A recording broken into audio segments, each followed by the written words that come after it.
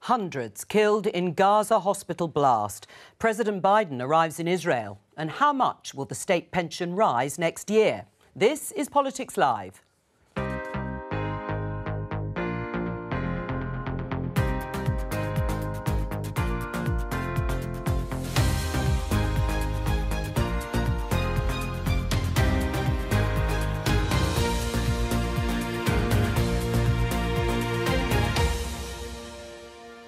Joining me, Labour MP Rosanna Allen-Khan, Conservative MP Tim Lawton, journalist and columnist for The New European Paul Mason, and The Sun on Sunday's political editor Kate Ferguson. On today's programme, a huge bomb blast at a Gaza hospital kills hundreds of people. Israelis and Palestinians blame each other for the devastation. Everybody is so angry at this deliberate war crime that Israel conducted. They understood with absolute certainty that it was a rocket misfired by Islamic Jihad. The US president arrives in Israel amidst the deepening crisis. What can he achieve? It's Prime Minister's Questions at noon. There's likely to be unity on the Israel-Gaza war, but not everyone in the Labour Party is happy with Keir Starmer's position. We'll ask this councillor why she's resigned from the Labour Party. And calling out misinformation or curtailing free speech, Rishi Sunak is warned over censorship.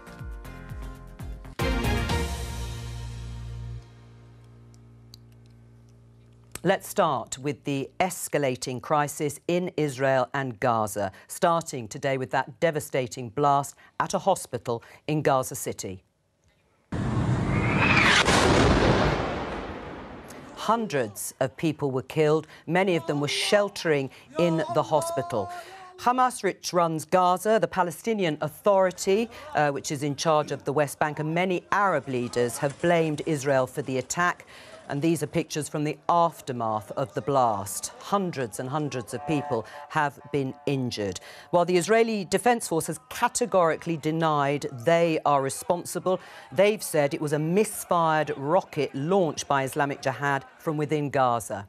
Well, flying into the eye of the storm, the US President Jo Biden, who arrived a little while ago on Air Force One in Tel Aviv to be greeted by Benjamin Netanyahu, the Prime Minister of Israel, and the President of Israel, Isaac Herzog. Meetings with Arab leaders, certainly public meetings face-to-face, have been cancelled.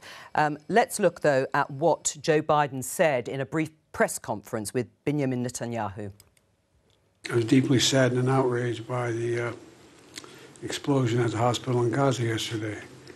And based on what I've seen, it appears as though it was done by the other team, not you. But there's a lot of people out there not sure. So we've got to overcome a lot of things. Well, let's talk to our chief international correspondent, Lise Doucette, who's in southern Israel. Lise, picking up on Joe Biden's comments there, what do we know about the hospital blast and who was responsible?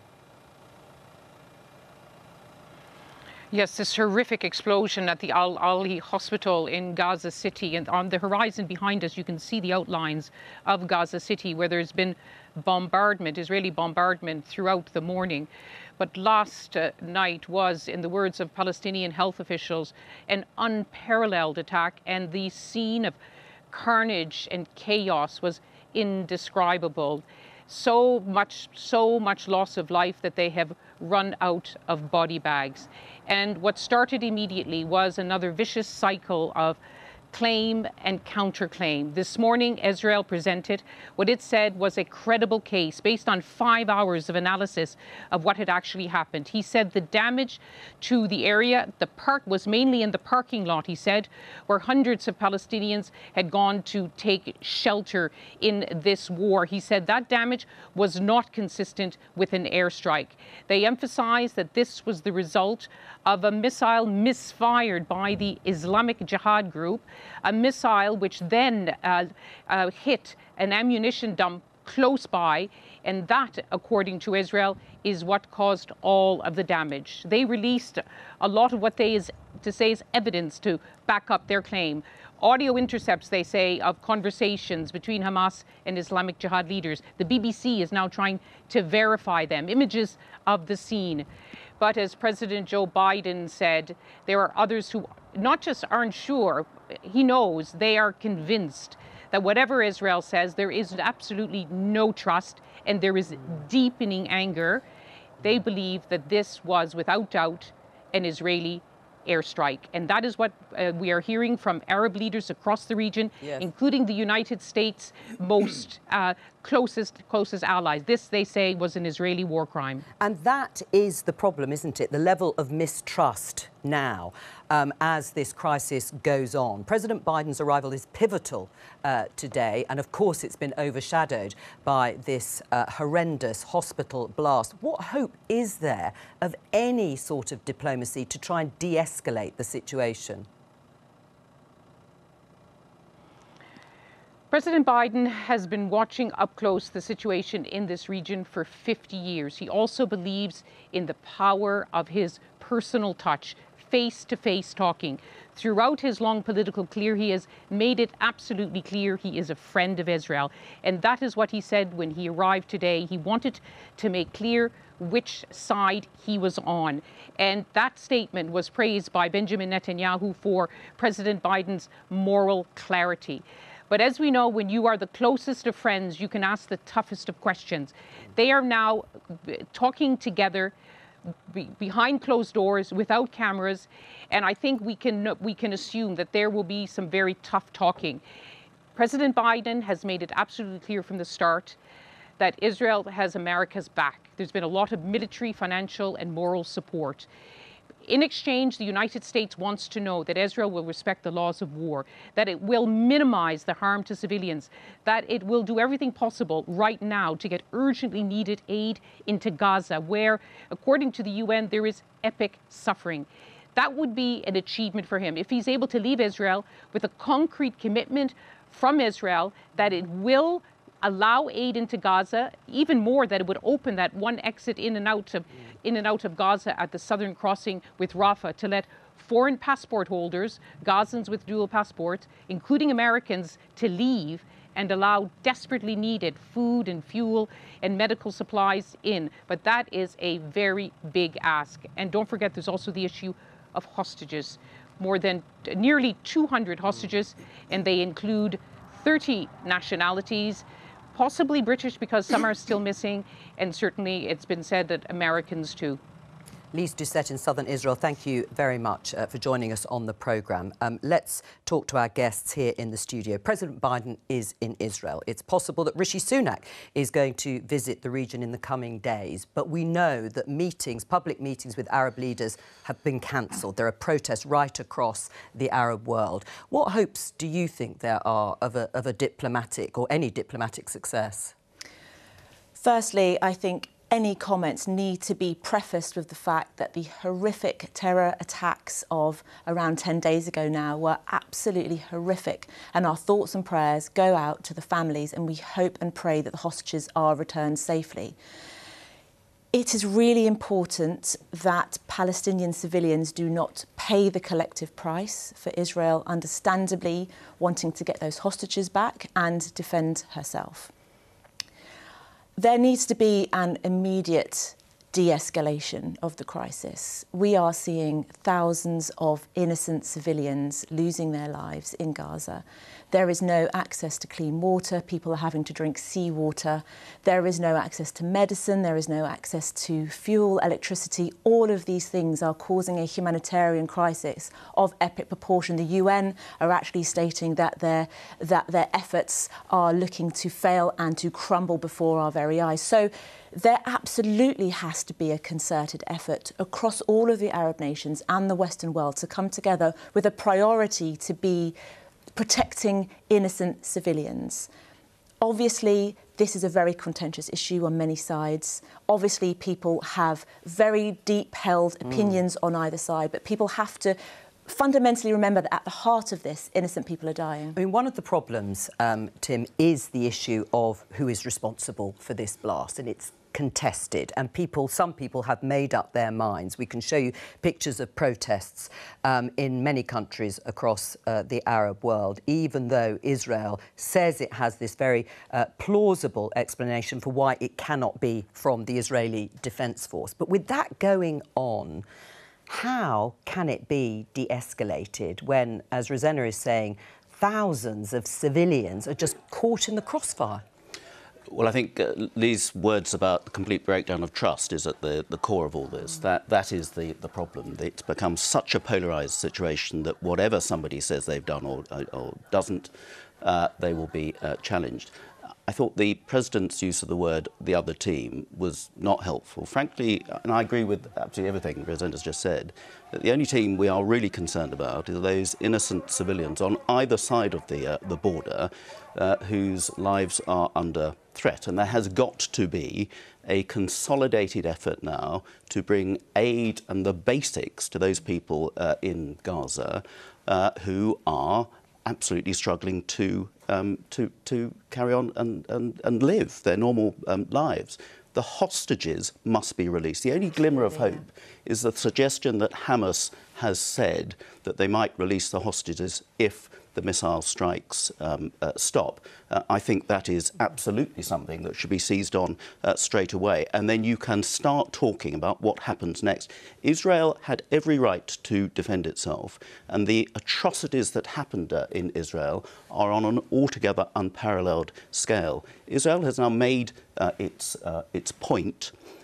More Palestinians have now been killed. Whoever you want to lay the blame at, it doesn't matter whether it was a stray Israeli missile or a stray or targeted Hamas or jihadi missile here. The fact is that several hundred people, innocent people by and large, have lost their lives, and that must be our biggest priority to what we do to help the people and the people around them, and to stop that happening again, because it can happen by accident. This is the problem. Well, we eventually find out who caused it, and we need to know that information to make sure it's not going to happen again. The problem is everyone is fearing that this is going to spread, that there is a bigger geopolitical battle going on that perhaps involves Iran and Iran's proxy Hezbollah in Lebanon, which is to the north of Israel. We already have the issue of the West Bank, where the Palestinian Authority is very weak and discredited, and Mahmoud Abbas has also cancelled face-to-face meetings. That makes it very, very perilous. It's an incredibly perilous moment, and as someone who was there during the 2014 war in Gaza, I just want to say to viewers who don't understand, why do people cluster in the courtyard of hospitals? Because white people in helmets and flak jackets and doctors from Western aid organisations are there, and it's very unlikely, their calculation is, that the Israelis are going to hit it. That's why people go there. And I think that if we are looking at 500 casualties from what was a very small area actually hit by that, whatever it was, we have to understand that itself is a product of the way the war has been prosecuted so far. People have no idea where to go. That having been said, as you say, Rishi Sunak was right to call the 7th of October attack on Israel a pogrom. It was a racially motivated piece of mass murder. And its aim was to signal, not just to people in Israel, but to Jews here, this is what's going to happen to you.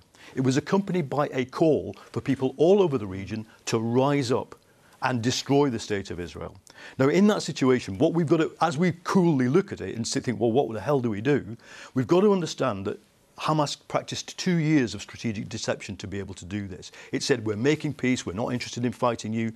Does that mean that the Iranians also are thinking along those lines? If so, then those 2 aircraft carriers are not going to be, that the Americans have sent, are not just going to be sitting there idly standing by. That's the peril we're in. And I think that's why, if we can, as Rosin says, de-escalate, then I think whatever Israel finally decides to do about Hamas, all the wise voices are in not invading Gaza right now, because it will make last night seem minor by comparison. I mean, there is this issue of where people go. The Israelis warned people, gave them 24 hours. It turned into a few days for Palestinians living in the north part of Gaza to flee southwards as they try to root out Hamas and retrieve these hostages. In fact, we can show you an example of one of the hostage families who have been affected. It's on the front page of The Sun. It says, inside horror house where Brit girl 13 was slain. The number of hostages taken by Hamas is significantly higher than first thought. Nearly 200 people being held, including children and old people. And yesterday it was confirmed in that story that British mum of two, Leanne, and her youngest daughter, Yael, were amongst those massacred by Hamas at a nearby kibbutz along the Gaza Strip, kibbutz Be'eri. Her eldest daughter and husband are now missing, feared dead or being held hostage. That is one example of the heightened sensitivities, fear, grief, pain being felt. But there is a responsibility on countries like Egypt to the south of the Gaza Strip to allow a humanitarian corridor for Palestinians to leave Gaza. But it is complicated for them too. That humanitarian point is probably now the focus of many politicians' minds, Kate. Yeah, just to dwell for a moment on the story that you just highlighted in our paper today, in that front page. That's a story of one family whose children were slaughtered. And as you say, a pogrom, and it is just so heartbreaking, and it's worth spending a moment, I think, reading those individual stories and remembering what happened that night. In terms of the humanitarian effort, it's pretty clear that that's where diplomatically, internationally, things are moving now. Egypt will play a huge role in that, but clearly in those conversations behind the scene, Joe Biden is going to be appealing to Netanyahu to try and open up those humanitarian routes. There's a big question about whether or not he leaves today successful. Right. Should Egypt now open that humanitarian corridor? Apparently, they are saying that they don't want to aid or abet displacement of Palestinians from Gaza on a permanent basis. They've got to worry about a large number of refugees being in Egypt for a very long time. But is it key in order to stop the blockade by Israel, as well, of course, discussion over hostages that are being held by Hamas, in terms of helping people in Gaza? I think it's self-evident that we have to persuade them to do so. There's only three ways in: the sea, the Israeli border and the Egyptian border. What the Egyptians are worried about, and it's not just the Egyptians, are worried about in terms of, they're worried about the fact that we have a government in Israel that is a centre-right, far-right coalition, some of whose politicians will quite happily clear the Gazan Palestinians out. And the Palestinians of Gaza have been mobilised against this possibility since the 1950s, when it was mooted. The Egyptians are saying, look, if they come, we'll only let them into a 6-kilometre area right in the middle of the desert by the border. We can't, that's not a solution either. And therefore, when we say these, I think the Egyptians must let supplies through. I think we want to persuade the Israelis to do so, but we need to realise that anybody in Israel who's then saying, right, now you can take 2 million Palestinians, that Joe Biden's got to be saying very clearly that is not an option. Well, just focusing in on refugees, this headline in The Independent, we were covering Humza Yousaf, the First Minister of Scotland, leader of the SNP, his speech to conference yesterday. He said UK and rest of world must create refugee scheme for people fleeing Gaza. He offered Scotland as the first place to take refugees from the Middle East. What's your response to that, Rosanna? The priority has to be peace in the region. There has to be a two-state solution where everyone can live in peace. I have worked in the region. It's a long way from that, isn't it? I've worked in the region for 13 years. I wrote the entire quality improvement plan for all the healthcare systems and hospitals in the Lebanon for Palestinian refugees. I've worked in the West Bank. The way in which Palestinian refugees live is no life at all. To expect them to flee Gaza and go and sit in Egypt, sit where? Their homes are in Gaza. But it's really important to mention that the state of life within which they live to begin with is not a state that you and I would ever wish to live in and raise our children. The priority has to be humanitarian access. It has to be Israel turning on the water, allowing fuel supplies, allowing medicine to get through. It has to be everybody playing their part. And I would like to see humanitarian supplies going through Egypt, the Egyptian border. I would like to see everybody taking their collective responsibility to save civilian lives. Now, is there going to be growing pressure on both Rishi Sunak and Keir Starmer? Of course, they're going to be at the dispatch box, or across the dispatch box in the House of Commons shortly. They've given unequivocal support for Israel and Israel's right to defend itself. But will that position come under pressure as the death toll mounts in Gaza? Well, the principle of Israel's right to defend itself and to be a sovereign state is inalienable, and that shouldn't be challenged. But as a sovereign state, you have duties in international law and to abide by the laws of warfare as well. Right. Now, I think the world largely sided with Israel after the atrocities, which I said were on an altogether different scale of anything we've seen before against Israel. And so one understood why Israel felt it needed to, quite rightly, to respond. But it's got to be in a way that is proportionate and obeys the rules of law. Otherwise, it loses that moral high ground which it had.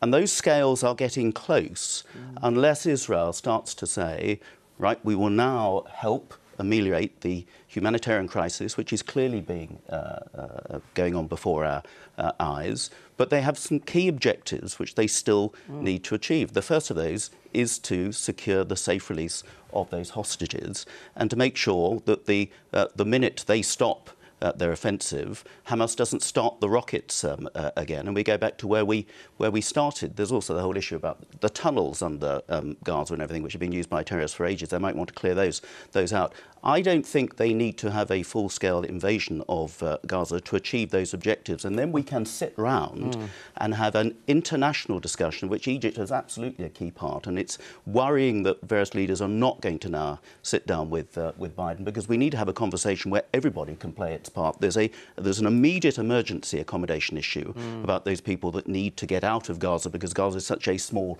place. But not on and it needs to be on a temporary basis, and all the aid agencies can go in and help their immediate needs, but on the basis they're going to be coming back to Gaza when it's safe to do, and the international community can help that reconstruction as well, safely for both Palestinians and Israelis. Let me just show everyone this headline in the Daily Telegraph, and I'll get you to respond. Labour holds crisis talks amid grassroots rebellion over pro-Israel stance. Party bosses brace for flurry of resignations in Leicester that would see them surrender control of city for first time in 16 years. Do you share those concerns?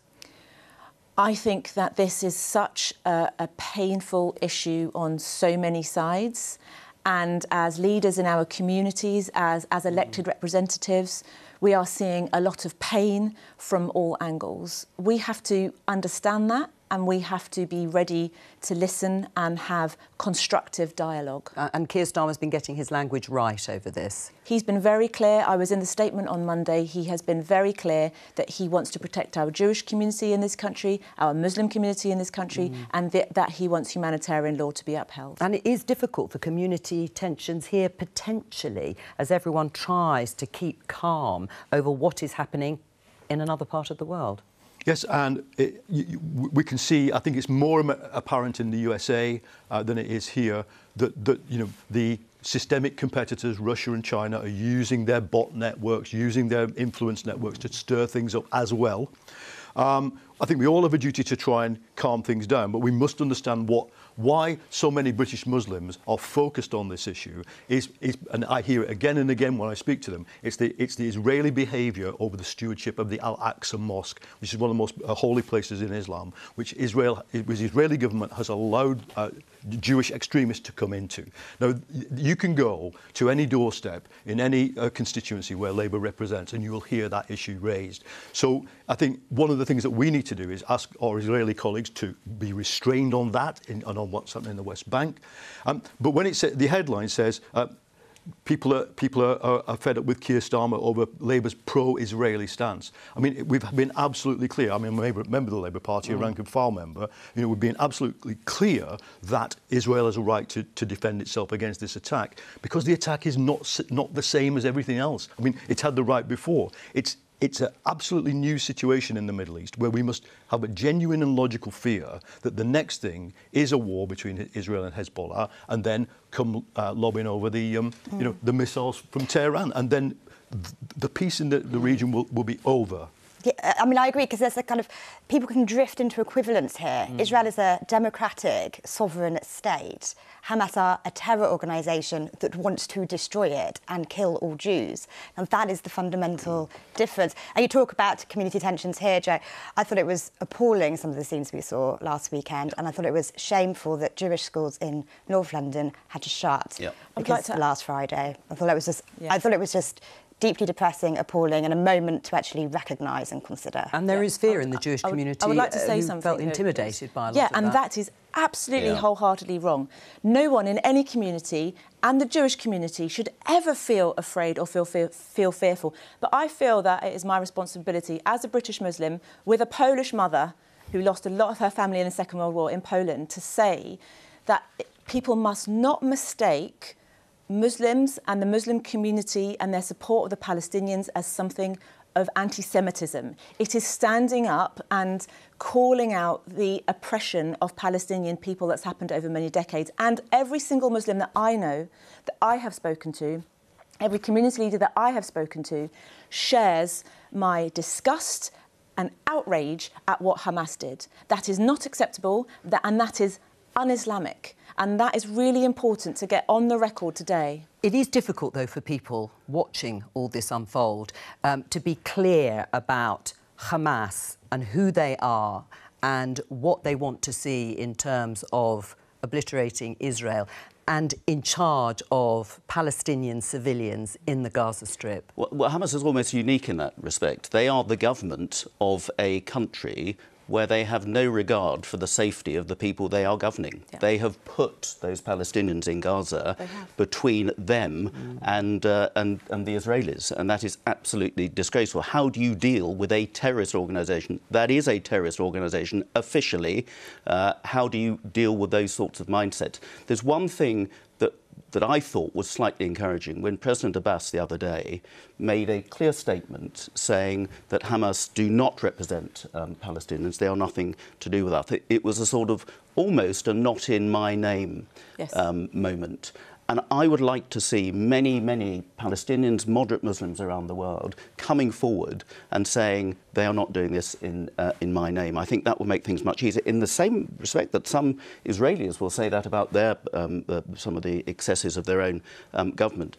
The events of last night have made that much more difficult, and so we've seen people and the mistrust coming, that you spoke and the whole earlier. mistrust. So people in the West Bank now have taken to the streets, where there was a glimmer of hope that perhaps they would say, Hamas nothing to do with us. We are moderates. Let's deal with the moderates around the world. Let's hope we can get back to that. I think there will be a sombre mood at Prime Minister's Questions, which we will, of course, be covering in just over 15 minutes' time. But before that, let's discuss this headline and this story in The Telegraph. Social media firms are silencing free speech with disinformation claims, Sunak told. Over 100 academics, historians and journalists have warned the Prime Minister against censoring free speech in a statement delivered to Number 10. Now, one of those who signed the document is author and journalist Laura Dodsworth. She joins us now. Why have you signed the letter, Laura?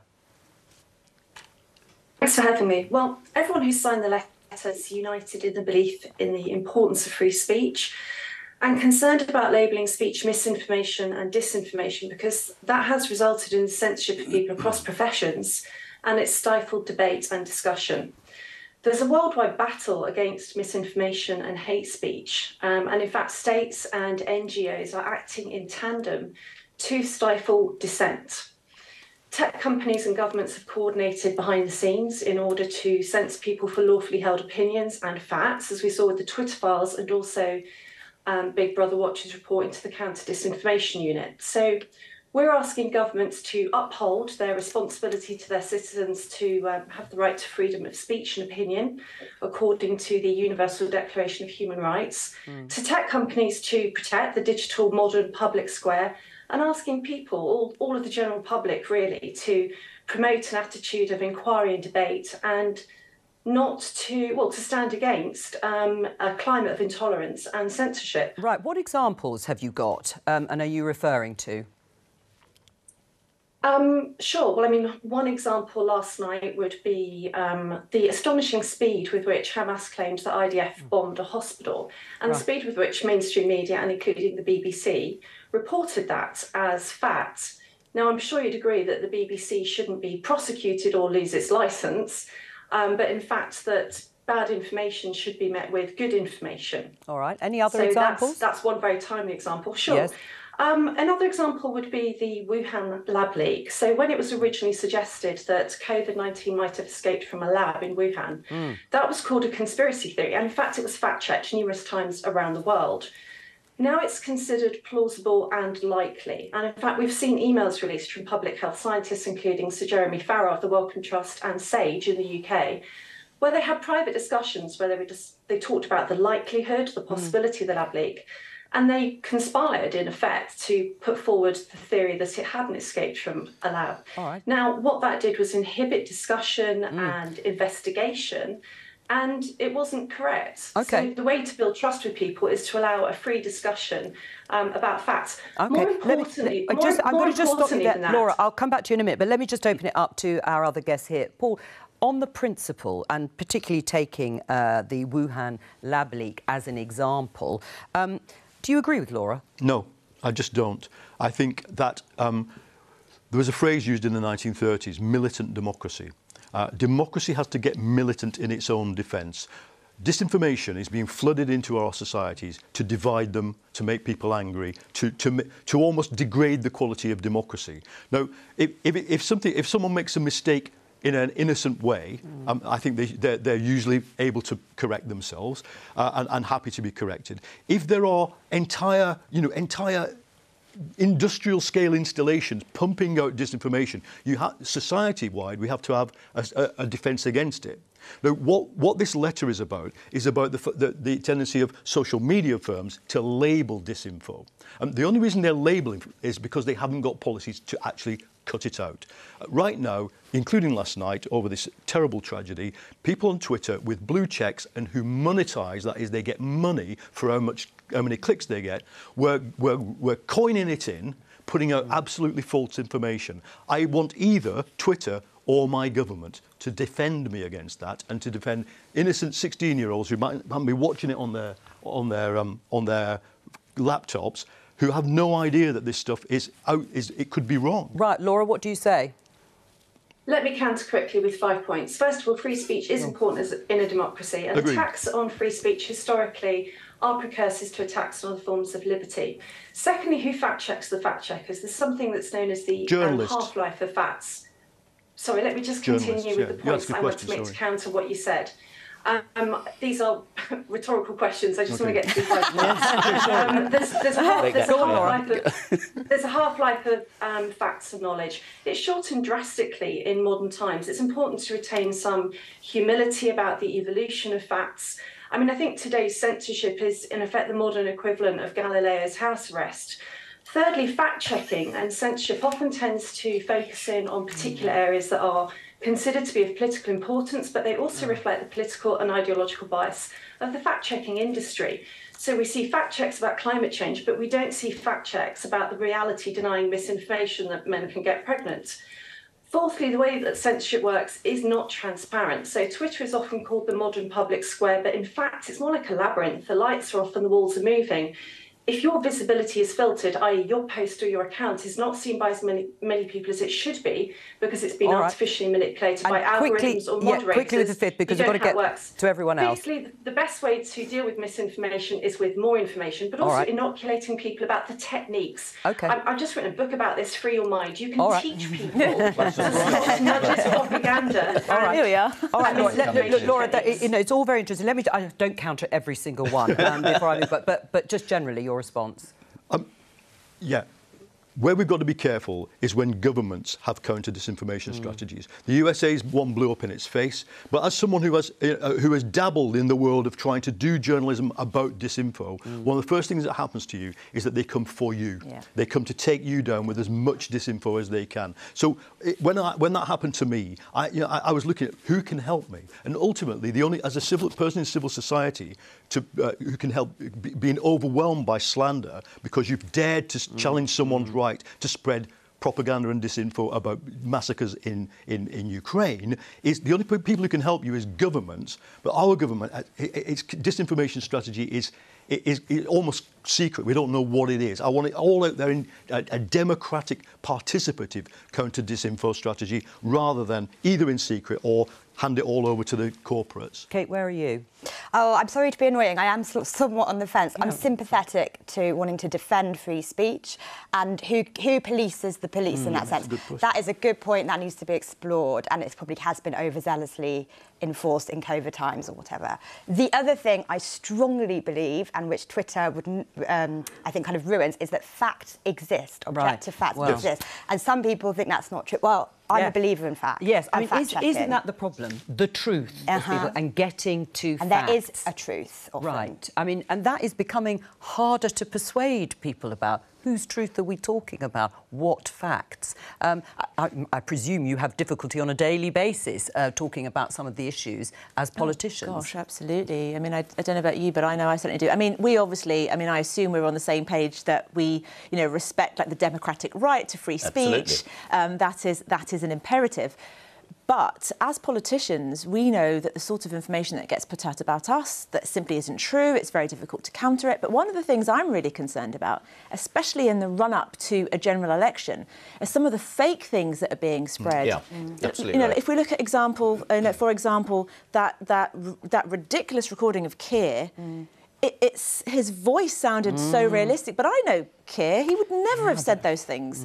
And in a run-up to an election where we need people to be building trust in their political parties, in our ability to govern for them and support them in their daily lives, we have to make sure that there is a greater responsibility, I think, for media companies and like social media companies to get the facts right. And the fact that Elon Musk has got rid of his moderators is deeply concerning, because I've had so many Islamophobic attacks and memes and disinformation spread about me that then gets sort of perpetuated, and there's no challenging that. Right, but what can people do? I mean, they believe conspiracy theories, as we call them, because there is a feeling that information sometimes is being held back. COVID was a very difficult time.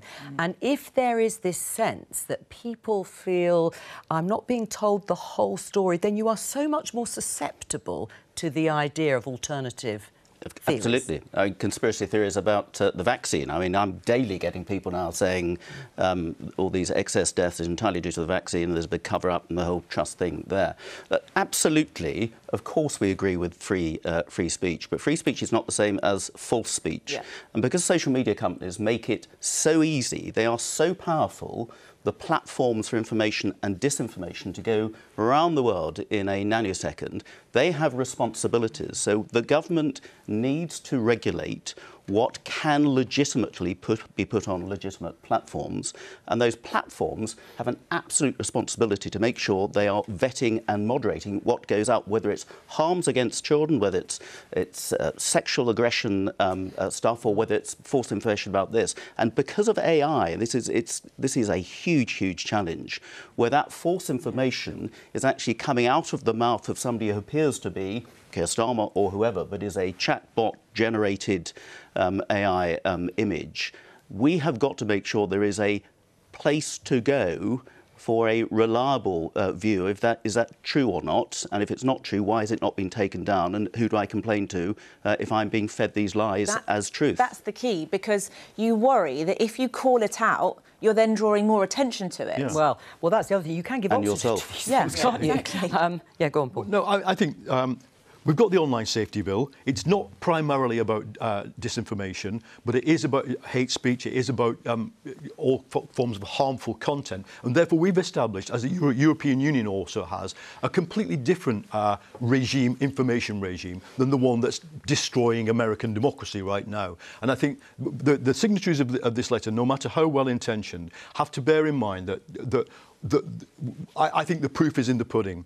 British democracy will survive the onslaught and tsunami of disinfo. American democracy has a good chance of going under, because First Amendment allows you, put it this way, First Amendment allows you to call for genocide. The Second Amendment allows you to carry a gun while bearing a T-shirt, telling people what you're going to do. That's not the kind of society most of us want to live in. Kate? I'm not sure what to say after that. No, well, you don't have to say anything. I'm sorry. Laura Dosworth, thank you very much for joining us to discuss all of that. It might be a bit early in the day, but we're going to move on to the Westminster drinking culture, blamed for bad behaviour. Oh, God, says Tim Lawton. The findings were based on 30 investigations by the Independent Complaints and Grievance Scheme between 2021 and 2022. Is drinking, or the culture of drinking at Westminster, to blame for MPs' bad behaviour when it occurs? Tim?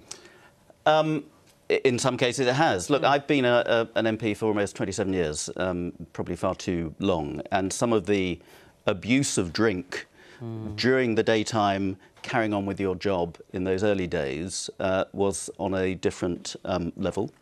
I think things have changed significantly.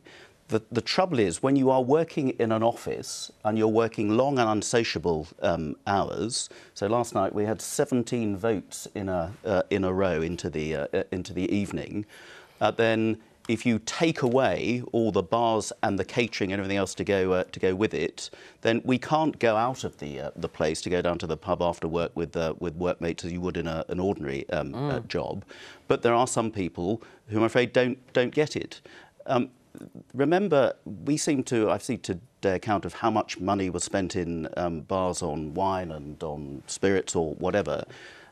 There are 650 MPs and 780 members of the House of Lords. I think there are something like 15,000 people who work on the estate of the Palace of Westminster who have access to all the bars and catering. So we are a tiny, tiny part of that, yes. And yet we are blamed for all of the problems that go on. There are some people who clearly... You're high profile and representative of course. I mean, and need live to a very high standard. We expect our constituents and everybody else to do it as well. And so some people have let everybody else down, but it is not the norm. It's a small number, and they are gradually, I think, making it more difficult to do that. Should we, Kate, rethink about letting MPs drink in the workplace, or... No, OK, fine. Look, I'm going to come out in defence of the pubs at Westminster. I think it's ridiculous. Like, people who behave badly, whether that's sexually inappropriate behaviour, groping, bullying, whatever it might be, they are grown adults. We're talking about MPs who know better or should know better, and it's their behaviour and they should take responsibility for that behaviour, and you can't just blame that on the drink.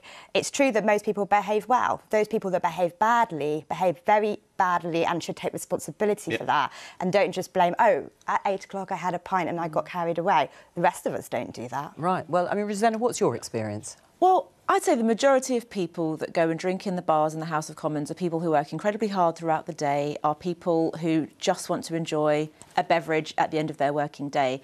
I regularly get called to all sorts of medical things in the House, and I was once called to a bar brawl. Is there a doctor in the House? Honestly, I get calls from all sides. Rosanna, can you come? And once I got called to come to a situation where someone had a glass in their face. But what I would say is I agree that if you are going to be handsy, if you're going to be inappropriate, if you are not a decent person who is going to commit acts of sexual assault, for example, drinking in Parliament isn't going to suddenly make you do that. You are either predisposed to being a nasty person or you're not. Right. I mean, just before I come to you, Paul, on that point, let's just look inside the House of Commons chamber there, which is filling up with questions just before Prime Minister's questions with Rishi Sunak and Sir Keir Starmer. Yeah, what's your response? I mean, this idea that perhaps drinking should be banned altogether, no alcohol on the Palace of Westminster, I mean, it's probably not realistic, but is that what it would take? I don't work there. I've never had a lobby passed. I can probably count on the fingers of 2 hands the number of drinks I've ever had in Parliament. So I'm not the ideal person to say this, but what I've noticed is that... Not a very good journalist, then. Have you survived all these years? Parliament is, like it used to be, only a bit less. But the workplace, especially the corporate workplace, the office workplace, the City of London or the university, is very different. Both in terms of the gender dynamics, in terms of what you can say in joke to each other, and certainly the idea that anybody in any workplace would ever touch somebody inappropriately. It's an instant dismiss in the corporate world. And the idea that MPs think, oh, can I avoid it tonight?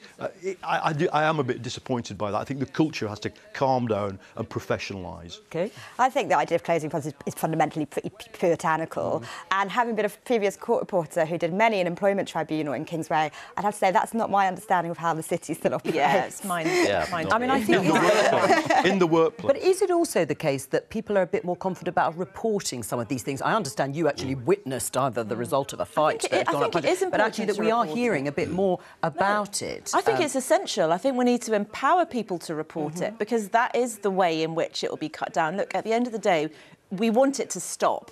Whatever means that is, if that means that people are empowered to report it so that people are less likely to do it, that's a good thing. Right. I mean, changing behaviour isn't easy. Is there a sense that in the Palace of Westminster there are, not you, of course, Tim, but MPs who've been in the House for decades and perhaps haven't quite caught up, perhaps, with how one does behave at work at all times? Although, interestingly, some of the people who have been hauled up are relatively newer members as well. So I think the whole culture has changed hugely. It's been called out a lot more. People are now, it's now easier to call it out, the various complaints procedure. And let's face it, if you are drinking in a bar, other than if Paul's there, there are journalists all around you and other people from other opposition parties who might take advantage of the fact that you're a bit worse for the wear and did something inappropriate. So it's the worst place to be letting yourself go and letting yourself down and letting Parliament down. I'm just going to interject because I saw David Linden, the SNP MP, he was here with me in the studio yesterday, stand up and ask a question. And Kate, they were cheering the Conservative MPs just a little earlier, I was told, because Lisa Cameron, the SNP MP, has defected, of course, and crossed the floor over to the Conservatives. This, obviously, in the wake of the SNP leaders' conference. I think we can go inside the chamber. Number one, Mr. Speaker. Mr. Speaker, I know the whole House will have been shocked by the scenes at Al-Ahli Hospital. As my honourable friend, the Foreign Secretary, has said, we are working independently and with our allies to find out what has happened. I'm sure that honourable members will be raising further questions with me during today's session. Mr. Speaker, this morning I had meetings with ministerial colleagues and others. In addition to my duties in this House, I shall have further such meetings later today. Mr. Law.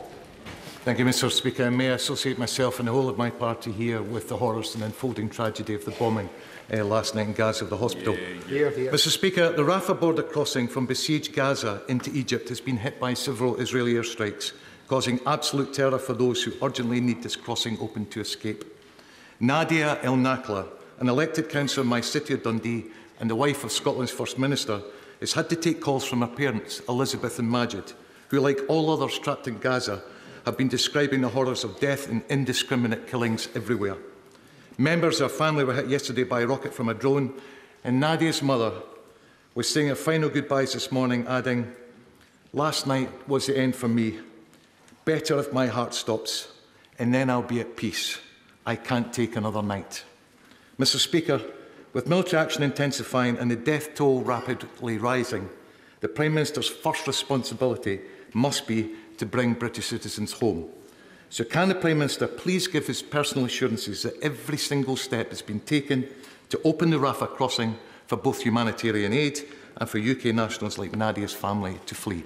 Well, Mr. Speaker, of course, the thoughts of everyone in this House will be with those families affected by what is happening in Israel and in Gaza, and I can give the honourable gentleman that assurance that we are doing everything in our power to ensure the safety of British nationals that are caught up in all of this, including my calls with leaders across the region, particularly around opening the Rafah border crossing, which is why I prioritised talking to President Sisi last week, and we continue to have dialogue both with the Israelis and the Egyptians about the Rafah crossing. Sir Dija. Mr. Speaker, I'm proud to live in the most successful multiracial democracy in the world. But it saddens me, and I think it shames this whole House, that British Jews have been subject to such vile abuse and hatred in recent days. Anti-Semitism and all hate crimes, they fly in the face of British values.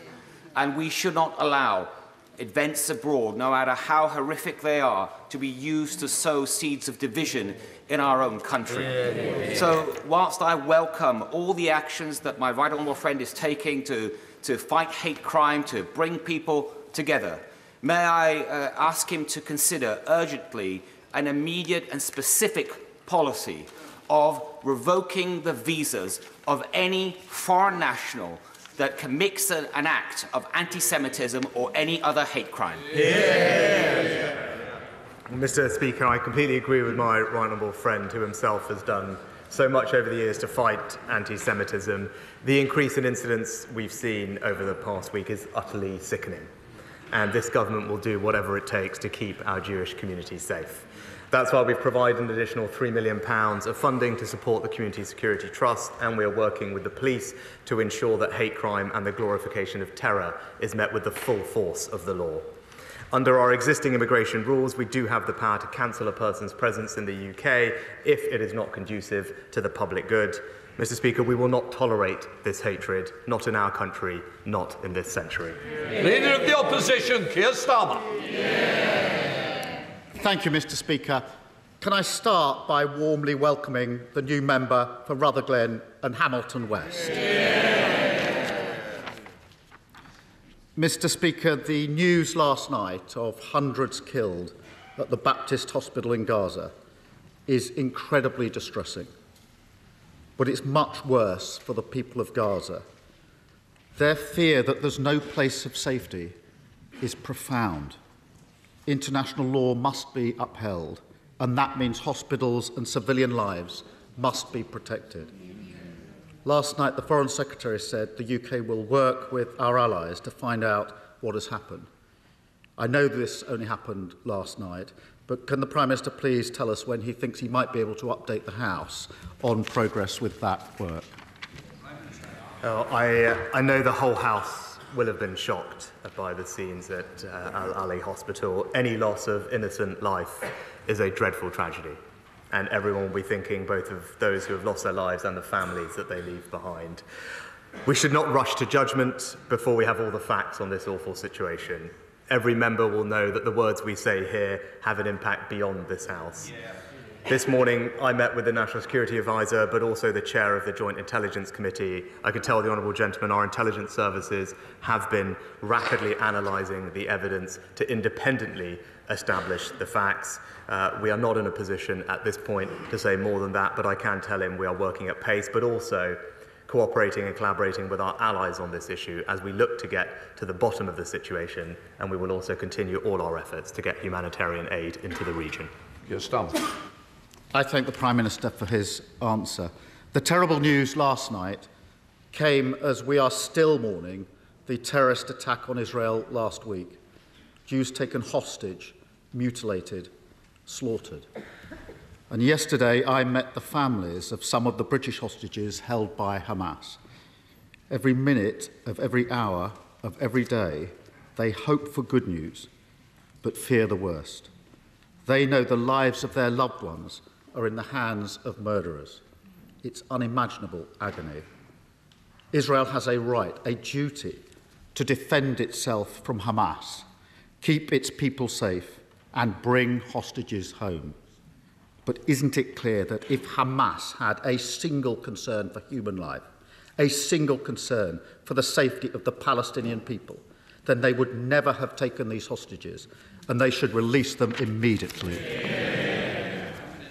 Well, Mr. Speaker, it is important consistently for us to remember that Israel has suffered a shockingly brutal terrorist attack, and it is Hamas and Hamas alone that is responsible for this conflict. Our thoughts are rightly with those who have been taken hostage and their families. The distress they are feeling will be unimaginable for all those affected. I will be meeting with some of the families and offering them all the support of the British government to get their relatives home. We are working around the clock with our partners and allies to secure their freedom.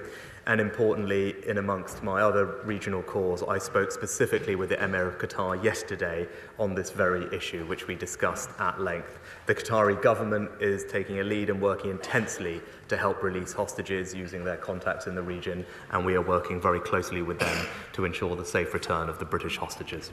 Keir Starmer. Thank you, Mr. Speaker. Yesterday, I also met charities with staff working in Gaza and heard their accounts of the harrowing humanitarian crisis. Children fleeing their homes, hospitals barely able to function. The lights are going out, and the innocent civilians of Gaza are terrified that they will die in the darkness, out of sight. International law must always be followed. Hamas are not the Palestinian people, and the Palestinian people are not Hamas. Does he agree that medicines, food, fuel and water must get into Gaza immediately? This is an urgent situation, and innocent Palestinians need to know that the world is not just simply watching, but acting to prevent a humanitarian catastrophe. Mr. Speaker, as I said on Monday, an acute humanitarian crisis is unfolding to which we must respond. It is right that we support the Palestinian people because they are victims of Hamas too. And that is why we have provided a further £10 million in humanitarian aid for people in the region. And we are working through preemptively moving aid and relief teams to Egypt, specifically to the El Arish airfield. We are working with local partners like the Egyptian Red Crescent and the United Nations primarily, and deploying Navy assets to the region, as well as exploring how we can support logistical requirements. And I've also raised this issue of humanitarian access in all of my conversations as a priority with every leader in the region, and we will continue working with them to get aid to where it is needed as quickly as possible. Keir Starmer. Thank you, Mr. Speaker. As has already been alluded to, since Hamas's terrorist attack, our country has seen a disgusting rise in anti-Semitism. Jewish businesses attacked, Jewish schools marked with red paint, and Jewish families hiding who they are. And we've seen an appalling surge in Islamophobia, racist graffiti, mosques forced to ramp up security, British Muslims and Palestinians spoken to as if they were terrorists. Does he agree with me that every member of this House has a duty to work in their constituency and across the country to say no to this hate and to ensure every British Jew and every British Muslim knows that they can live their life free from fear and free from discrimination here in their own country? Mr. Speaker, all of us in this House can play our part in stamping out those who seek to cause division and hate in our society. We will make sure that we continue funding, as I said, the Community Security Trust, but also the equivalent protective security grant to protect mosques and other places of worship for the Islamic community in the UK. That funding was increased earlier this year. We will also remain in dialogue with the police to make sure that they are aware of the full tools at their disposal to arrest those who perpetrate hate crimes, incite racial or other religious violence. There is no place for that in our society, and I know this House will stand united in making sure that those who do this face the full force of the law. Yes, sir. Thank you, Mr. Speaker. We do not want this conflict to harm us here at home, and we do not want it to escalate in the Middle East, where there has been too much bloodshed, too much darkness for too long. A two-state solution, a Palestinian state alongside a safe and secure Israel, feels more distant than ever, but it remains the only way through. Does the Prime Minister agree that because hope is at its thinnest, we must work our hardest to ensure the voices of division and despair are sidelined, and that, however difficult it seems, the hope of a political path to peace is maintained? Mr. Speaker, it is precisely because it is that vision of a more hopeful, peaceful future that Hamas tried to destroy that we must redouble our efforts to try and bring that future about. And all our conversations that both myself and the Foreign Secretary have had with regional leaders, we've emphasised our commitment to making sure that we make progress on all the avenues that will lead towards that peaceful future, and that has been a feature of both mine and the Foreign Secretary's dialogue, and I'm confident that there is willingness in the region not to escalate this crisis beyond dealing with Hamas, the terrorist organisation, but also to strive very hard to a future where Palestinians and Israelis can coexist peacefully, side by side, and look forward to a future filled with dignity, security and prosperity. Keir Starmer. This is a crisis where lives hang in the balance. and where the enemies of peace and democracy would like nothing more than for us to become divided and to abandon our values. Does the Prime Minister agree that during this grave crisis, this House must strive to speak with one voice in condemnation of terror, in support of Israel's right to self-defence, and for the dignity of all human life that cannot be protected without humanitarian access to those suffering in Gaza and the constant maintenance of the rule of international law? Mr. Speaker, I agree. We will in this House speak with one voice in condemning Hamas for perpetrating a shockingly brutal terrorist attack and causing untold suffering on many. And as the Honourable Gentleman said, we stand united in supporting Israel's right to defend itself, to protect its people, and to act against terrorism. Unlike Hamas, the Israeli President has made it very clear that their armed forces will operate in accordance with international law, and we will continue to urge the Israelis to take every precaution to avoid harming civilians, whilst remembering, importantly in this House, that it is Hamas that is cruelly embedding itself in civilian populations. Andy Carter. Very much, Mr. Speaker, and can I associate myself with the words of the Prime Minister, and can I commend the Prime Minister and the Foreign Secretary for the work they're doing to find a peaceful settlement in the Middle East. Mr. Speaker, can I welcome the Prime Minister's decision to provide £12 billion worth of funding for east-west high-speed rail lines between Manchester and Liverpool, and his focus on great northern towns as well as cities in the north. Will the Prime Minister ensure that towns like Warrington benefit fully from this rail upgrade, and that a hub station at Warrington Bank Quay, linking Northern Powerhouse Rail to the West Coast Main Line, remains a key part of the Network North? Well, can I thank my honourable friend for his continued campaign to improve rail services in Warrington, and he's right. We will be investing £12 billion to better connect Manchester and Liverpool. This would allow for the delivery of Northern Powerhouse Rail, exactly as previously planned, including high-speed lines, which would provide better rail connections for the people living in northern towns like Warrington. And I know that he'll be discussing this further when he meets with the Rail Minister. MP Leader Stephen Flynn. Thank you, Mr. Speaker. We all continue to unequivocally condemn the abhorrent terrorist attack on the Jewish people and the Israeli state. We fully support the defeat of Hamas and, of course, the safe return of all hostages who have been taken. So too, I hope, do we all share the same common humanity of protecting civilians and condemning any acts of collective punishment against the Palestinian people. In that regard, many of the images emanating from Gaza in recent days will shock us all to the core. So can I ask the Prime Minister, will he join with us on these benches and call for an immediate ceasefire in the region? Mr. Speaker, we believe that Israel does have a right to defend itself, to protect its people, and to act against terrorism and ensure that the awful attack that we've seen from Hamas cannot happen again. And unlike Hamas, the Israelis, including the President, have made it clear that their armed forces will operate in accordance with international law, and we will continue to urge the Israelis to take every precaution to avoid harming civilians. Stephen Flynn.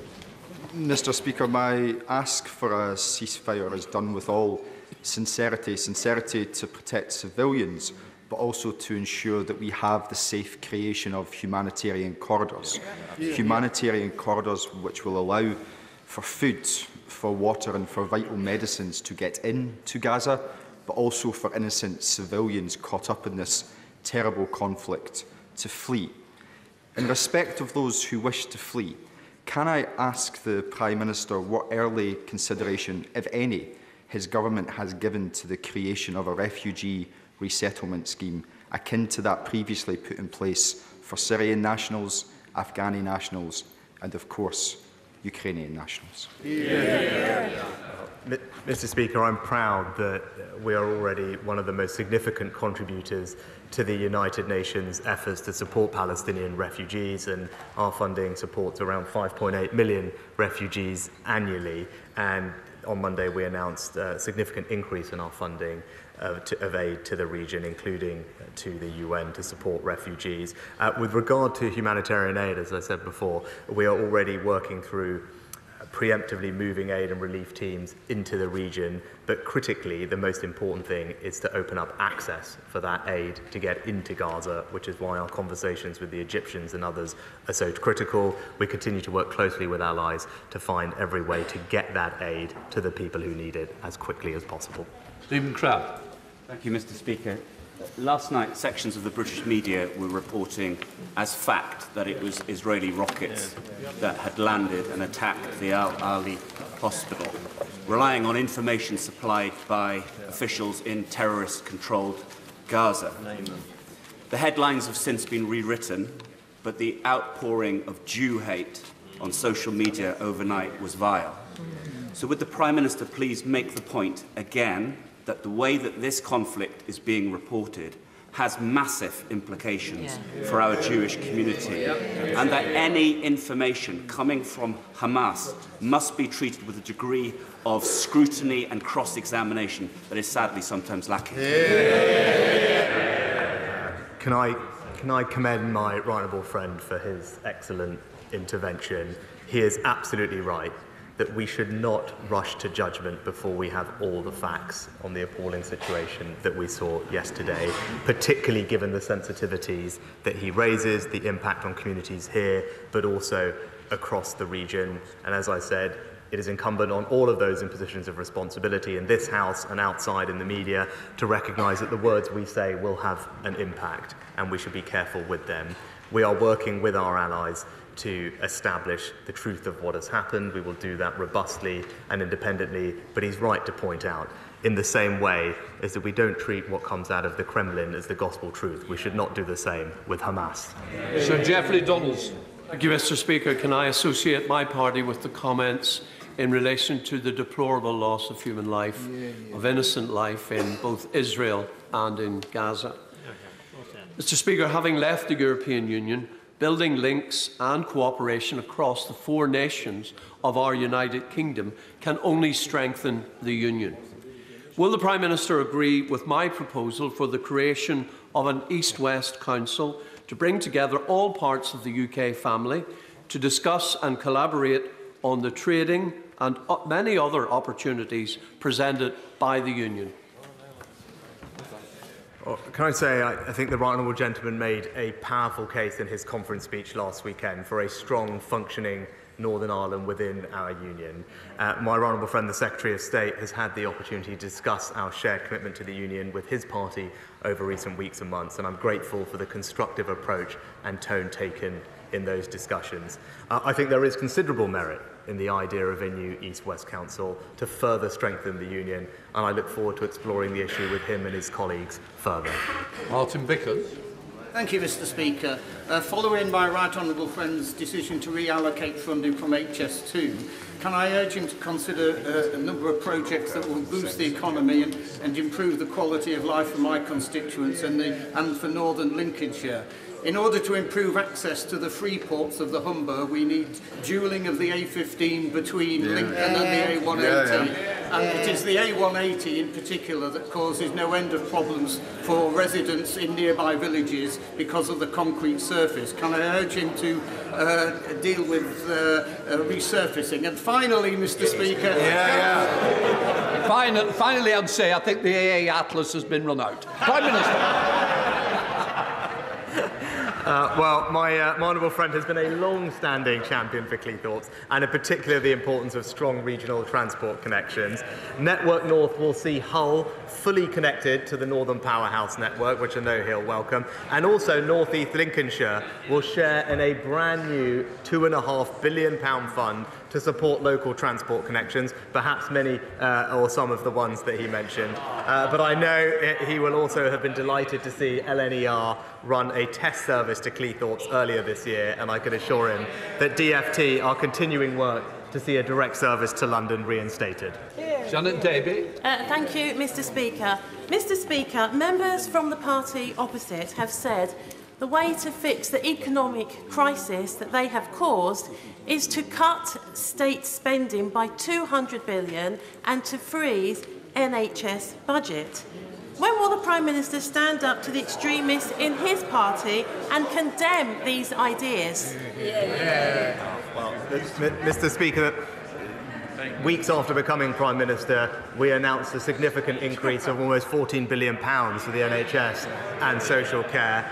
We followed that up with the first long-term workforce plan in the NHS's history to ensure that we train the doctors and nurses we need for the future. That demonstrates our commitment to the NHS, and we also, I'm pleased to say, reached a settlement with over 1 million NHS workers, including our nurses, for a full, a fair and affordable pay rise. So Desmond Swing.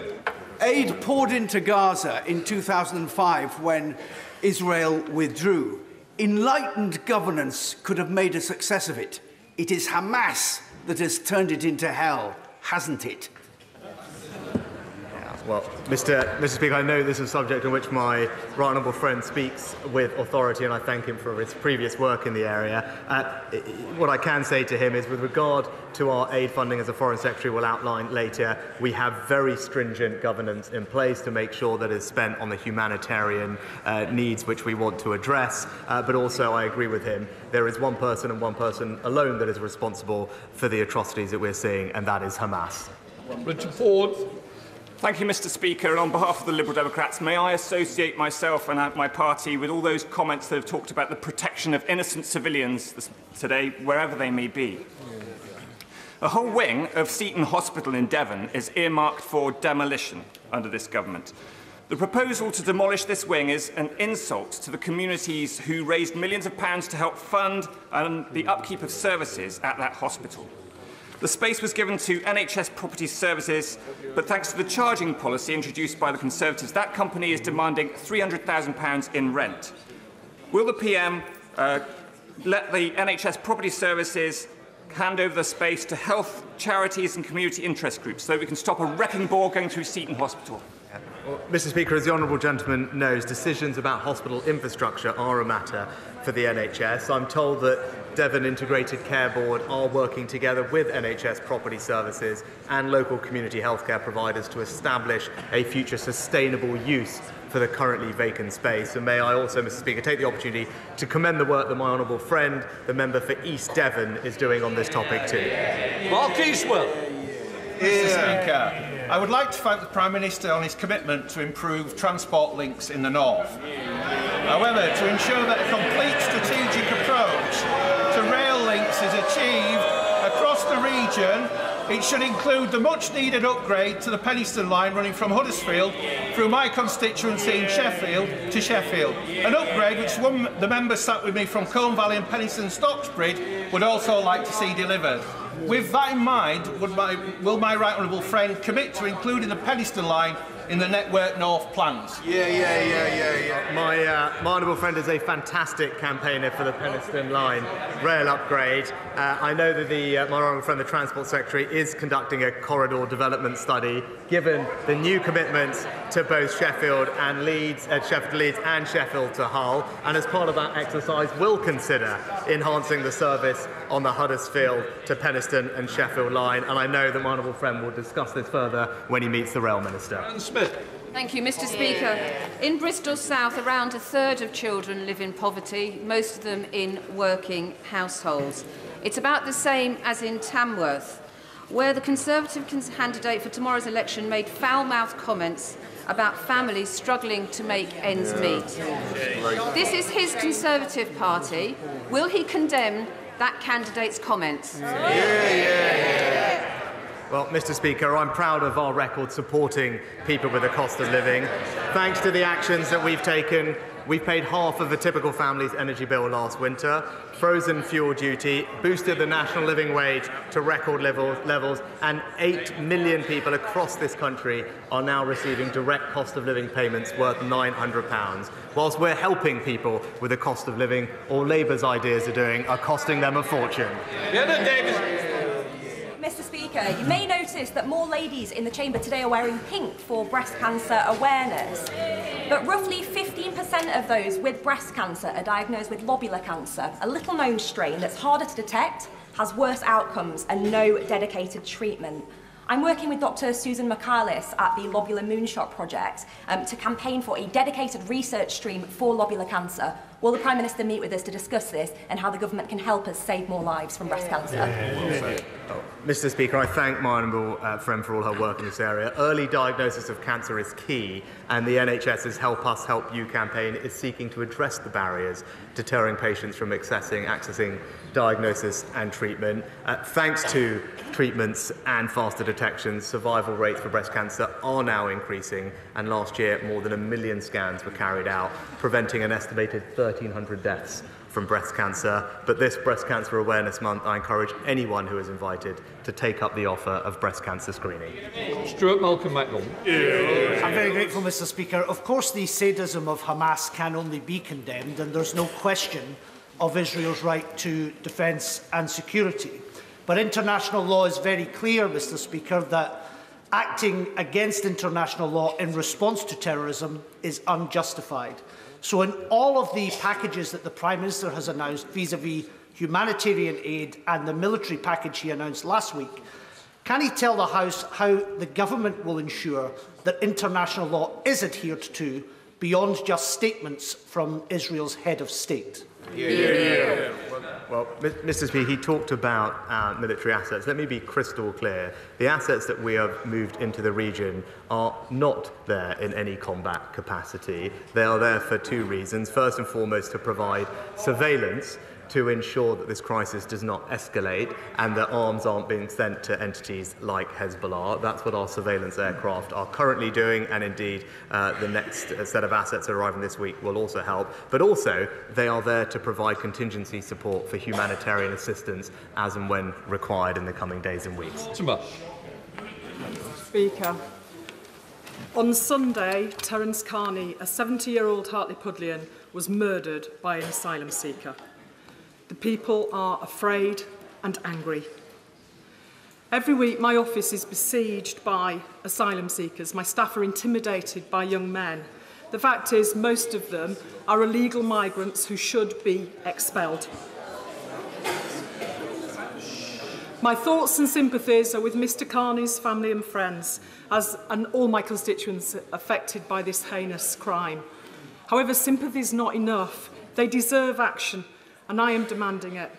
Will the Prime Minister take action?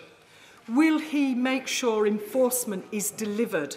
Will he ensure that people who have no right to be here are expelled? Enough is enough. I want these people out of Hartlepool now. Mr. Speaker, as my honourable friend knows, I'm unable to comment on cases which are currently before the court, but can I join her in expressing my sympathies to families affected? And I would like to reassure her that this government is doing everything we can to tackle illegal migration and the harm it causes by removing those with no right to be here in the UK. We have excellent, long-standing relationships to return people to many countries. We are returning thousands of people more this year than we have done in the past, and we will continue to use every avenue at our disposal to ensure that it is only this country and this government who decides who come here and not criminal gangs. Thank you very much, Mr. Speaker. We have all been horrified at events in Israel and Gaza, and it's right we condemn utterly the inhuman terrorism of Hamas. This should also be the case with any obscenities and war crimes carried out by the Israeli Defence Force. Both the UN and Medicines Sans Frontières have described the siege of Gaza and the withholding of water to its people as collective punishment, a war crime under the Geneva Convention. Yet this week, both the Prime Minister and the Leader of the Opposition have supported Israel's right to do so. Why? Quite simply put, Mr. Speaker, Israel suffered from a brutal terrorist attack at the hands of Hamas. And it is absolutely right that Israel does have a right to defend itself, to root out terrorism and ensure that such an act doesn't happen again. As their president has said, their military will operate within international law. But what the honourable gentleman failed to acknowledge, that it is Hamas that embeds themselves inside civilian populations, puts innocent civilians in harm's way, and he would do well to remember that. Crispin Blunt. Mr. Speaker, my right honourable friend has been absolutely right. to lead the nation in reassuring the British Jewish community in the wake of the utterly appalling atrocity visited upon Israel and Jews on the 7th of October. My right honourable friend, I understand, will be travelling to the region, and he will see for himself the shock and trauma that is through the Israeli nation after this event. And that is shock and trauma that is also accompanied by a rage. And the enormous danger is that the Israeli reaction, led by a Prime Minister who will be held accountable for this failure of intelligence, is indeed amounting to a war crime, and that will not only be a crime, it will be a mistake. And I urge my right honourable friend, there is now no one better placed to urge restraint upon Israel to stay within the international rule of law and exercise restraint on behalf of us all.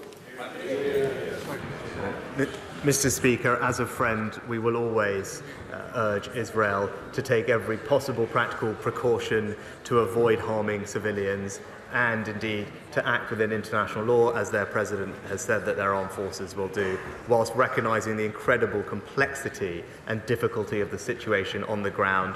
And it does bear repeating, Hamas is a terrorist organisation that embeds themselves inside of civilian populations. It is something we always have to remember, and Israel is taking every practical possible step to avoid harming civilians, and we will do everything we can to provide humanitarian support to the area.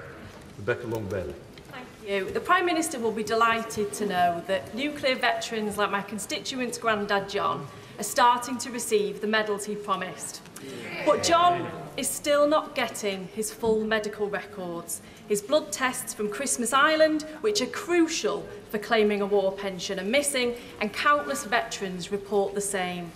So I asked the Prime Minister, as the MOD has admitted that it holds at least 150 files withheld from National Archives referring to blood test and other data, will he review those documents, report back to the House and hold a public inquiry into why medical record omissions have happened and on whose instruction?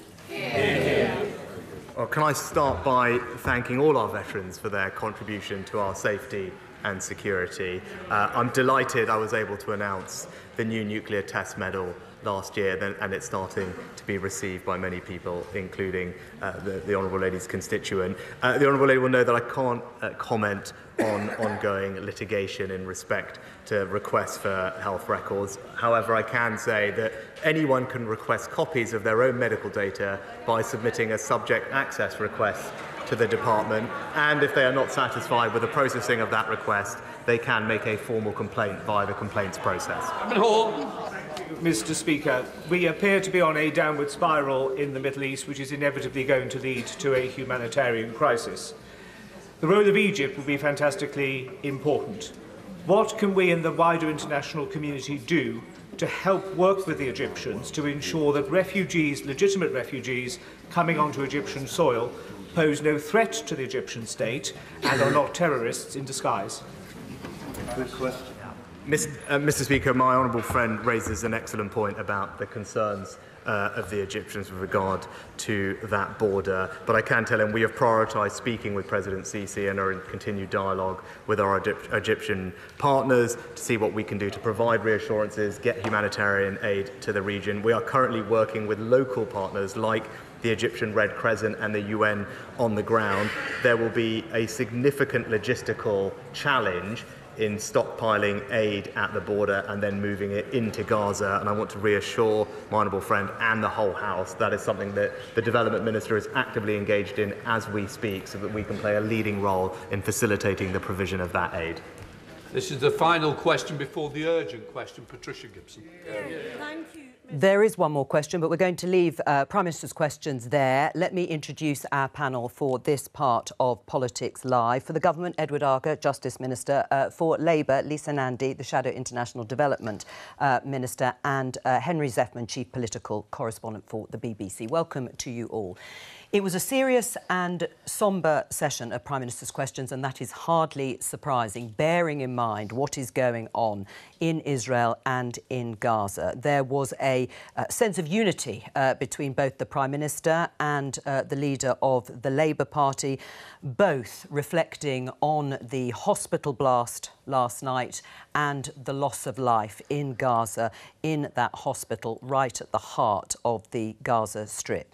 Keir Starmer pointed out very clearly that he wanted to see constant vigilance of international law and humanitarian aid for the Palestinians, and both he and Rishi Sunak were very keen to underline and emphasise the fact that Hamas, who committed the atrocities, the massacre in kibbutzim and communities in the south of Israel last weekend, that they are a terrorist organisation, to be separated from Palestinian civilians and innocent people in the Gaza Strip.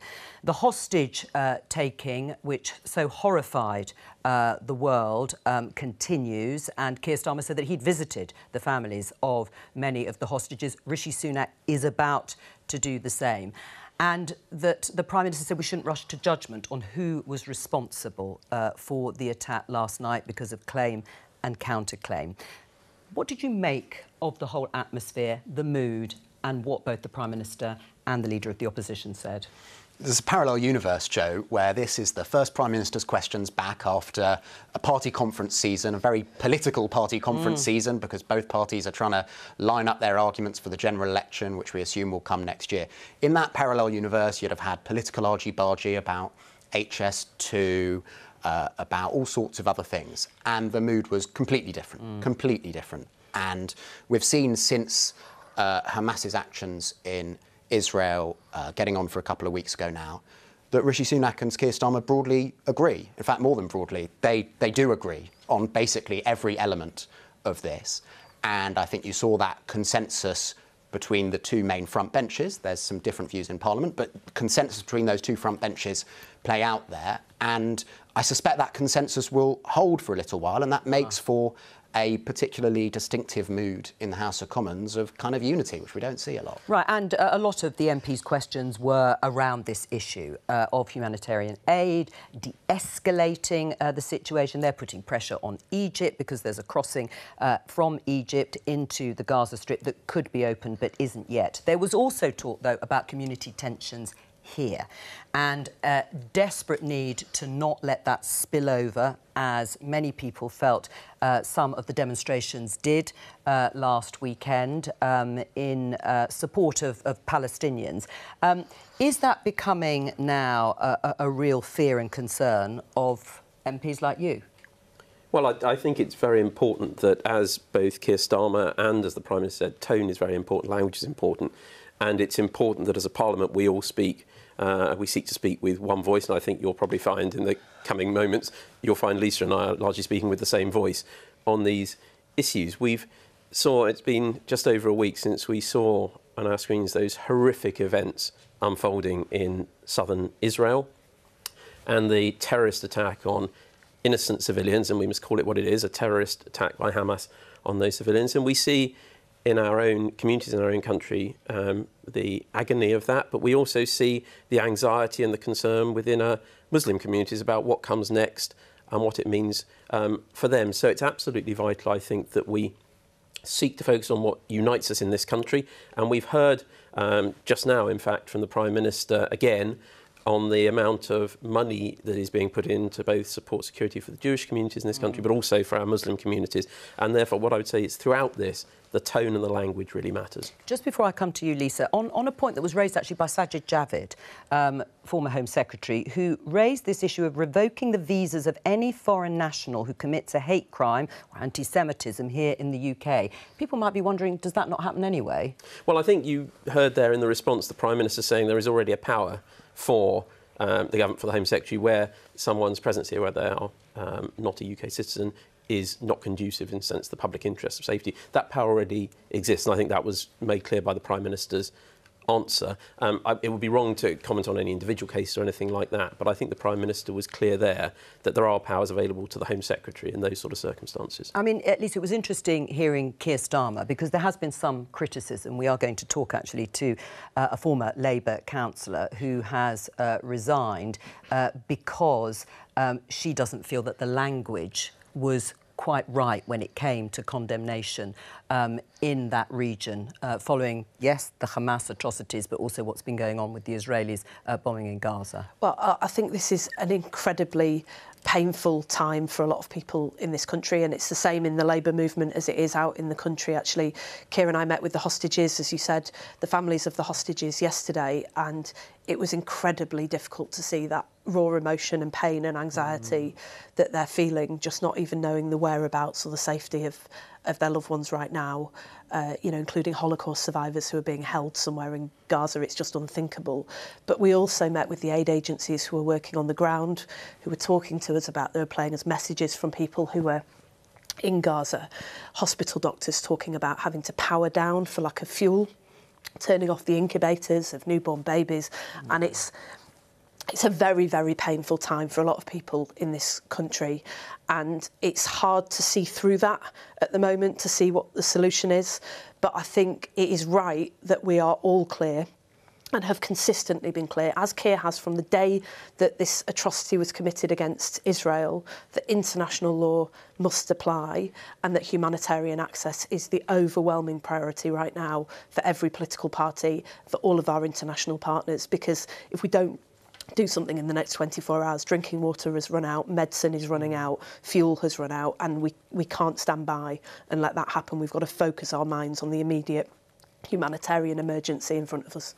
The headline in The Independent says Labour councillors quit in protest over Keir Starmer's Israel stance. One of them is an Oxford councillor, Shaista Aziz. You've been a councillor on Oxford Council since 2018. Shaista, why have you resigned from the Labour Party? Hi, Jo. Thanks for having me on. So I had to make a very difficult decision to stand down as a Labour councillor. This is a city I was born in. It's been a great honour for me to be elected as a Labour councillor. The reason I've done this is because of the rhetoric that came from the leader of the Labour Party, Keir Starmer, on national radio, where he was asked about, you know, how Israel should respond to the terrorist atrocities that were carried out in Israel. And he said that it was okay for Israel to cut off gas, water, food and electricity to the population of Gaza. Now, that it contravenes international law.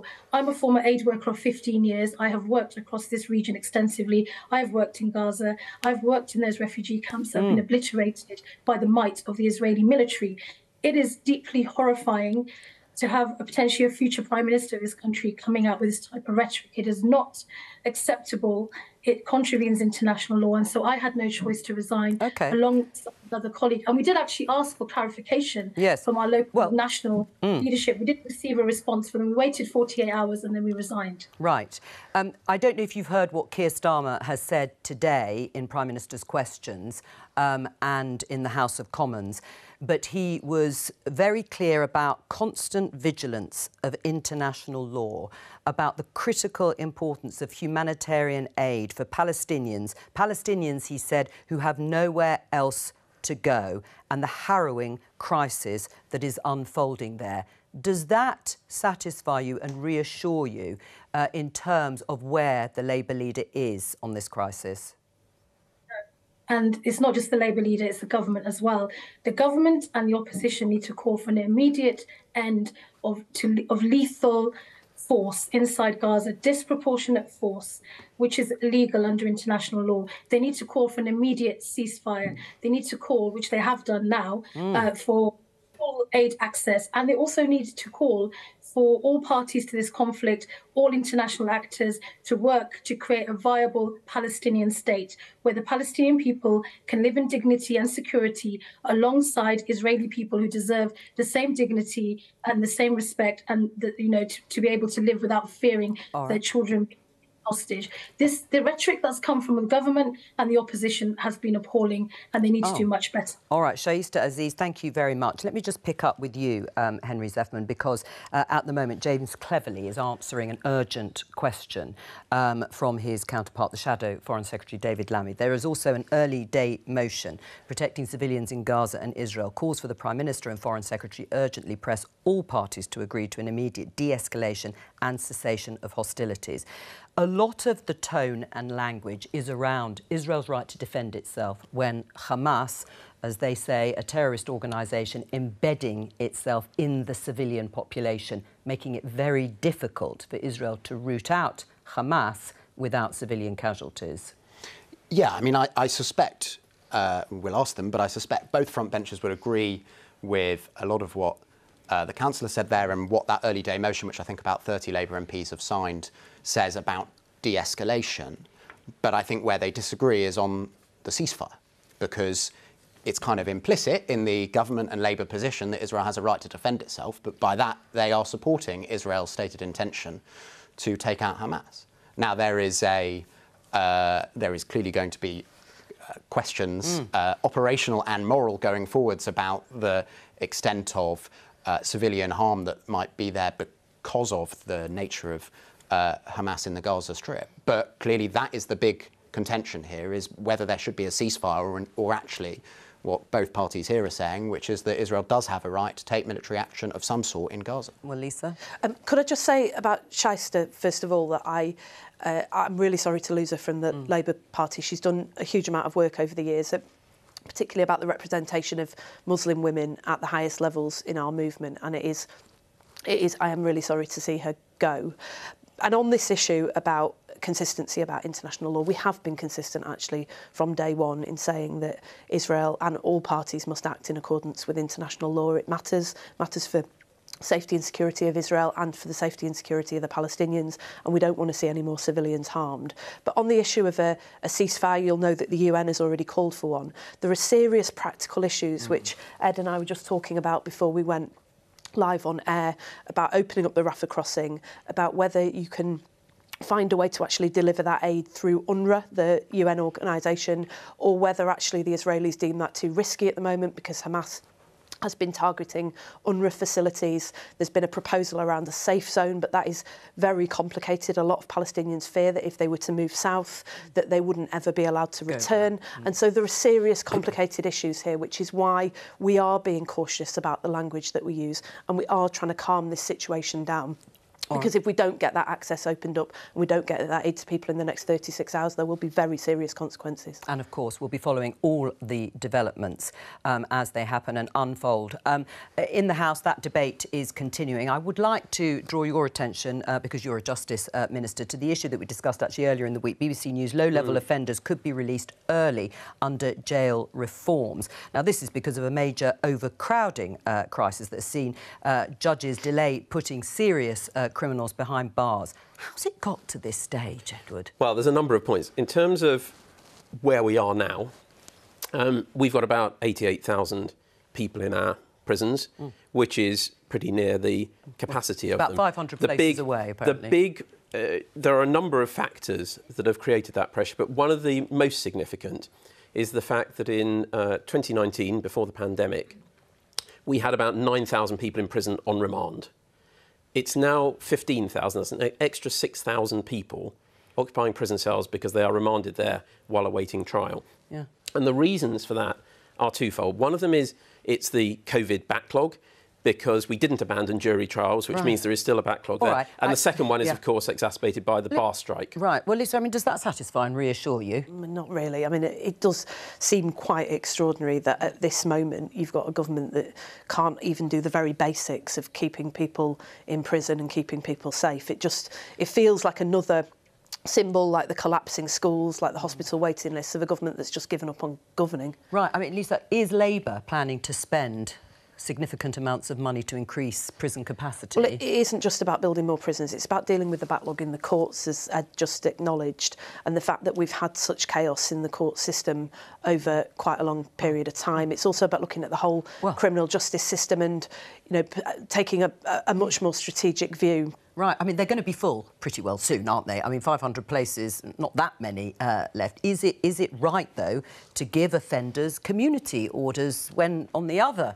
side of the fence, we've got ministers saying that we should take a much more serious look at people who are shoplifting, send more of them to... We haven't got the room. So, 2 points. Firstly, in terms of the backlog, very quickly, that backlog in the courts was 48,000 in 2010, inherited from the previous government. We got that down to 40,000.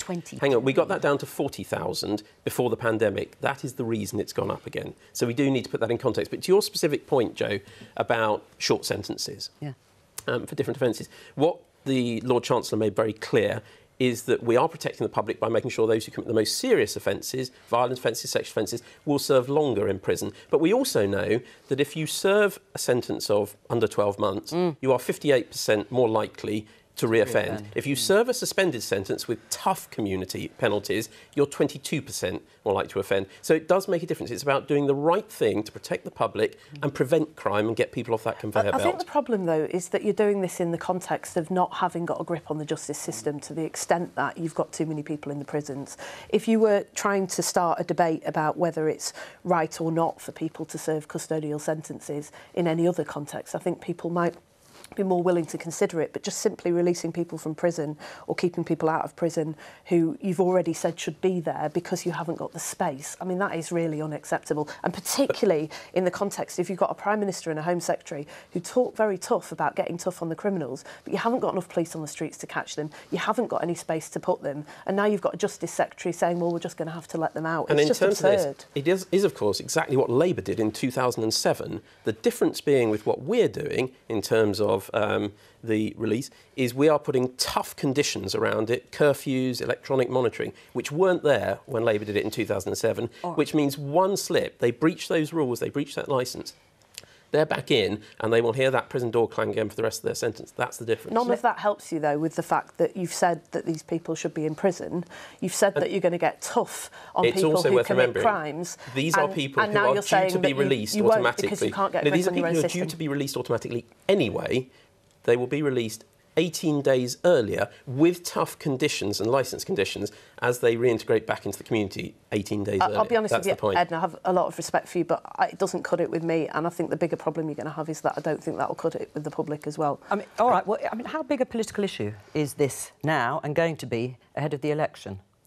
I think crime in general is definitely going to be a big part of the general election. And I think that argument that you just heard there, that we might have heard at PMQs if what was happening in Israel wasn't happening, I think that I can see that happening, in this studio during an election campaign. I think the difficulty for the government is there've been a lot of justice secretaries over the last 13 years. There've been a lot of justice secretaries over the last 13 months, and some of them believe that prison works, the famous Michael Howard mantra. Some of them are on the more liberal wing of the Conservative Party on that issue. I think Alex Chalk, the current Justice Secretary, is genuinely on that more liberal view of custodial sentencing, but only unveiling this policy in the context of a prison capacity problem, I think, makes it hard for the government to present it as a sort of broader reassessment of penal policy rather than just an attempt to deal with what is clearly a very urgent problem.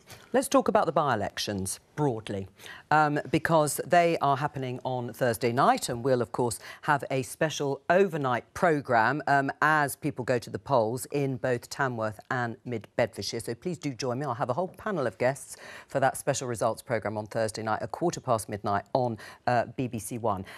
Tell us the backdrop to these by-elections. Well, actually, you've got to think back to Boris Johnson for understanding why both of these by-elections are happening. So Tamworth, the MP there previously was a man called Chris Pincher. He served various different jobs under Boris Johnson, but latterly Deputy Chief Whip, and allegations about his conduct at a sort of party were the final trigger for Boris Johnson's downfall. Though obviously there was a long background to it. And after a long period of him not being around Parliament, he ultimately resigned after a report into his conduct. Tamworth is one of the safest Conservative seats in the country. It was previously a Labour seat under Tony Blair, but nevertheless now a very safe Conservative seat. But Labour people I've been speaking to, not the ones who are sent out to manage expectations, but the ones who actually do sometimes speak candidly to me, they're pretty bullish bumped into someone earlier today in Parliament, and they were saying they really think they could win that seat. I think that would be extraordinary. The other by-election is Mid-Bedfordshire. Nadine Dorries, remember her, one of Boris Johnson's biggest supporters, and she resigned her seat eventually. Yes, took a while. Out of frustration that she didn't get a peerage that she believed Boris Johnson had promised her. And that, again, Labour are quite optimistic, but it's a bit of a more complicated seat because the Lib Dems also think they could win. Right, so is that a sort of three-way fight, then? It is, and that is fascinating. But I don't think it will tell us as much as Tamworth about the general election as a result, because for various reasons to do with where the Liberal Democrats' support is these days, there aren't as many three-way marginal seats in the country as there have been in some previous general elections. So I don't think there's a lot of seats in the general election, whenever that comes, that will look a lot like the competition we have in Mid-Bedfordshire. Both the Lib Dems and Labour are fighting it especially hard because it's a by-election. Whereas Tamworth, if Labour win that, there'll be, I can't remember how big your majority is, Ed, but there'll be a lot of Conservative MPs comparing their own majority to the Tamworth, the size of the former Conservative majority in Tamworth. It's going to be a big night. Henry has built up their expectations of worth watching for what actually unfolds that evening. And thank you to my guests for joining us for this part of Politics Live. Otherwise, from all of us here, have a very good afternoon. Bye-bye.